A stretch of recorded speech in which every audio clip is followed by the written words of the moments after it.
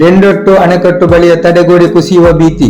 ಯಾರ ನಿರ್ಲಕ್ಷ್ಯಕ್ಕೆ ಜನರ ತೆರಿಗೆ ಹಣ ಪೋಲು.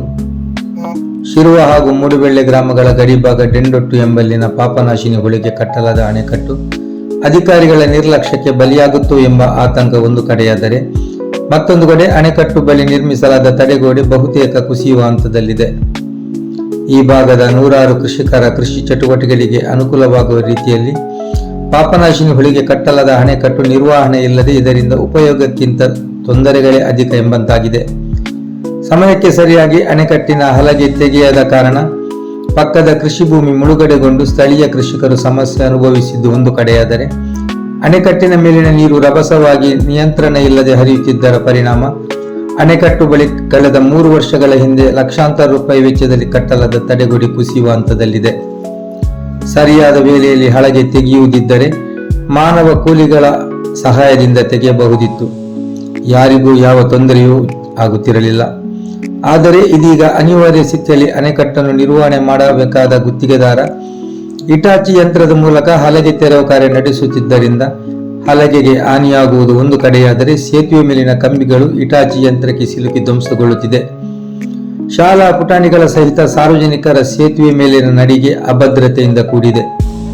ಇದಕ್ಕೆ ಪೂರಕವಾಗಿ ಕಳೆದ ವರ್ಷ ಹಲಗೆ ಹಾಕುವ ಸಂದರ್ಭ ಸೇತುವೆಯ ಮೇಲೆ ರಾಶಿ ಹಾಕಲಾದ ಮಣ್ಣು ನೆರೆ ನೀರಿನ ರಭಸಕ್ಕೆ ಕೊಚ್ಚಿ ಹೋಗಿರುವುದ ಹೊರತಾಗಿಯೂ ಇಡೀ ಸೇತುವೆಯನ್ನು ಸಾರ್ವಜನಿಕರು ಉಪಯೋಗಿಸುವ ಸ್ಥಿತಿಗೆ ತಂದೊಡ್ಡಿಸಿದೆ. ಈ ಅವ್ಯವಸ್ಥೆಯ ಬಗ್ಗೆ ನೀರಾವರಿ ಇಲಾಖಾ ಅಧಿಕಾರಿ ಸುಧಾಕರ್ ಶೆಟ್ಟಿ ಅವರನ್ನು ದೂರವಾಣಿ ಮೂಲಕ ಸಂಪರ್ಕಿಸಿದಾಗ, ಇಲ್ಲಿ ಲಕ್ಷಾಂತರ ರೂಪಾಯಿ ಜನರ ತೆರಿಗೆ ಹಣ ಪೋಲಾಗುತ್ತಿದ್ದರೂ ಏನೂ ಆಗಿಯೇ ಇಲ್ಲ ಎಂಬಂತೆ ಉತ್ತರಿಸಿ, ಮಳೆ ವಿಪರೀತ ಸುರಿದ ಪರಿಣಾಮ ಹಲಗೆ ತೆಗೆಯಲು ಅಸಾಧ್ಯವಾಯಿತು.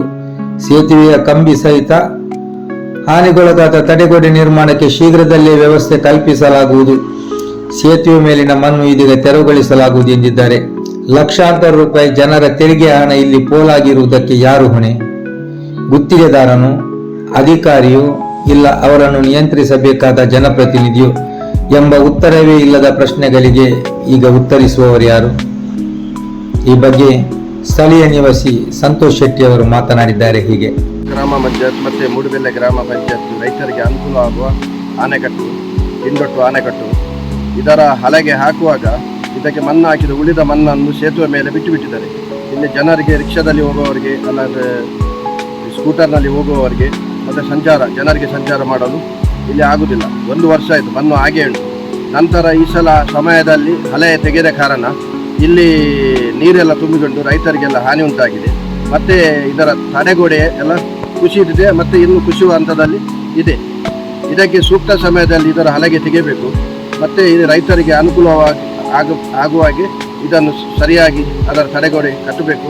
ಮತ್ತು ಇದರ ಸೇತುವೆ ಮೇಲೆ ಅದಕ್ಕೆ ಸೇಫ್ಟಿಯಾಗಿ ಅದರ ರಾಡೆಲ್ಲ ಹಾಕಿದ್ದಾರೆ. ಅದನ್ನು JCB ಮುಖಾಂತರ ಮತ್ತು ಹಿಟಾಚಿ ಮುಖಾಂತರ ಈ ಬಾಗಿಲು ತೆಗೆಯುವುದರಿಂದ, ಇದರ ಹಲಗೆಯನ್ನು ತೆಗೆಯುವುದರಿಂದ ಎಲ್ಲ ಹಾನಿ ಉಂಟು ಮಾಡಿದ್ದಾರೆ. ಹೀಗೆ ವರ್ಷವೂ ಅದು ಯಂತ್ರ ಉಪಕರಣ ತೆಗೆಯುವುದರಿಂದ ಇದಕ್ಕೆ ತುಂಬ ಆನೆಗಟ್ಟಿಗೆ ಹಾನಿ ಉಂಟಾಗಿದೆ.